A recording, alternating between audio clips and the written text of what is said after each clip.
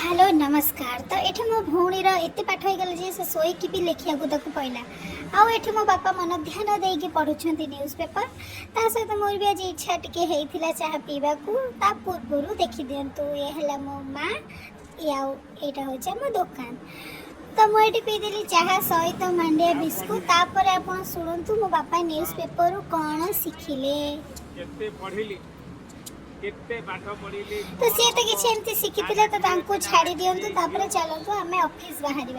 तो सबुठ डिफिकल्ट काम हूँ मो कि आखिरे काजल लगेवा सहज यहाँ काजल नुहे यहाँ हूँ सुरमा। तो मत जन अंकल देते गुजरात तो धन्यवाद अंकल बड़ा जिनस मत दे।